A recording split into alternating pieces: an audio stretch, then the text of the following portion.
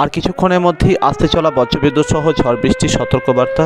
প্রিয় দর্শক, এই খারাপ আবহাওয়ার সতর্কবার্তাটি যতটা সম্ভব শেয়ার করে দিতে অনুরোধ করলাম। এই মুহূর্তে আজ 14ই মার্চ বৃহস্পতিবার দুপুরের দিকে কিন্তু বিভিন্ন এলাকাতে আজ সকালে দেওয়া পূর্বাভাস মতোই বজ্রগর্ভ মেঘপুঞ্জ দানা বাঁধতে শুরু করেছে। যদিও এই মুহূর্তে দক্ষিণবঙ্গের আকাশে সেভাবে বজ্রগর্ভ মেঘের অস্তিত্ব টের পাওয়া যাচ্ছে না। উত্তরবঙ্গের দিকে তো কোনো রকম ঝড় বৃষ্টির সম্ভাবনা আপাতত নেই, বিহারের দিকেও সম্ভাবনা নেই। তবে বাংলাদেশের বিভিন্ন এলাকাতে কিন্তু এই মুহূর্তে বজ্রগর্ভ মেঘপুঞ্জ দানা বাঁধতে দেখা যাচ্ছে। মূলত বাংলাদেশের দক্ষিণ এবং দক্ষিণ মধ্যাঞ্চলের যে এলাকাগুলো রয়েছে, যার মধ্যে বরিশাল বিভাগের পদ্মা নদীর তীরবর্তী বেশ কিছু কিছু এলাকা এবং সেই সাথে ঢাকা বিভাগের দক্ষিণাঞ্চলের মাদারীপুর, শরীয়তপুর, ফরিদপুর এই এলাকাগুলো এবং খুলনা বিভাগের মূলত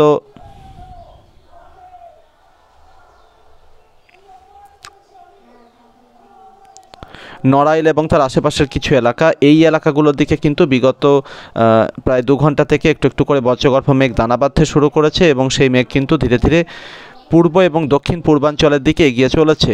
বাংলাদেশের স্থানীয় সময় এই মুহূর্তে 1:41 বাজে। তো আগামী কয়েক ঘন্টায় অর্থাৎ আজ দুপুর থেকে শুরু করে বিকালের মধ্যে কিন্তু বাংলাদেশের দক্ষিণ এবং দক্ষিণ পূর্বাঞ্চলের বিভিন্ন এলাকা, তার সাথে ত্রিপুরার দক্ষিণাঞ্চলে কিছু কিছু এলাকাতে বজ্রবিদ্যুৎ সহ ঝড় বৃষ্টি আসার সম্ভাবনা রয়েছে।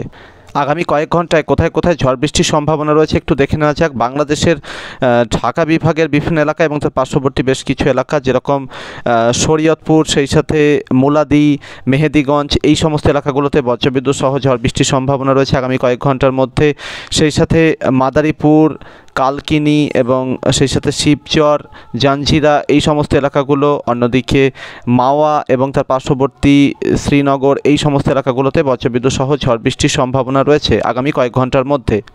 এই বজ্রগর্ভ মেঘপুঞ্জ ধীরে ধীরে পূর্ব এবং কিছুটা দক্ষিণ পূর্ব দিকে অর্থাৎ চট্টগ্রাম বিভাগের বিভিন্ন এলাকা, যেরকম লক্ষ্মীপুর, চৌমোহনী, হাজীগঞ্জ, রায়পুর এই সমস্ত এলাকাগুলোর দিকে এগিয়ে যাওয়ার সম্ভাবনা রয়েছে। অর্থাৎ এই সমস্ত এলাকাগুলো এবং তার পার্শ্ববর্তী বিভিন্ন এলাকাতে আগামী কয়েক ঘন্টায় বজ্রবিদ্যুৎ সহ ঝড় বৃষ্টির সম্ভাবনা থাকছে।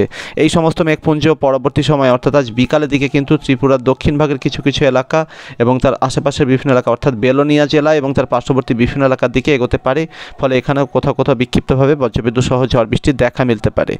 এবং তার সাথে কিন্তু চট্টগ্রাম বিভাগের সেনবাগ এবং তার আশেপাশে বিভিন্ন এলাকাতেও বজ্রবিদ্যুৎ সহ ঝড় বৃষ্টির সম্ভাবনা থাকছে। প্রিয় দর্শক, এই সময়টাতে অর্থাৎ আজ দুপুর থেকে শুরু করে বিকাল বা সন্ধ্যার মধ্যে বিভিন্ন এলাকাতে যে ঝড় বৃষ্টি আসতে চলেছে বা শুরু হয়ে গেছে অলরেডি বিভিন্ন এলাকাতে, তো সেখানে কিন্তু প্রবল বজ্রপাতের আশঙ্কা থাকছে। তার সাথে কোথাও কোথাও শিলাবৃষ্টি, একটু ঝোড়ো হাওয়া বয়ে যাওয়ার সম্ভাবনা থাকছে। মেইনলি বজ্রপাতের হাত থেকে রক্ষার জন্য কিন্তু যথেষ্ট সতর্কতা অবলম্বন করা প্রয়োজন রয়েছে। চাষের জমিতে, ফাঁকা মাঠে গাছের নিচে কিন্তু কোনোভাবেই আশ্রয় নেবেন না, কারণ ফাঁকা জায়গাতে গাছের নিচেই বা গাছের উপরেই কিন্তু বজ্রপাতের সম্ভাবনা সবথেকে বেশি থাকে। আর সেই সাথে আরও অন্যান্য সাধারণ মানুষেরা যারা ফাঁকা জায়গাতে অবস্থান করছেন তাদের কিন্তু যথেষ্ট নিরাপদ আশ্রয়ে থাকতে পরামর্শ দেব।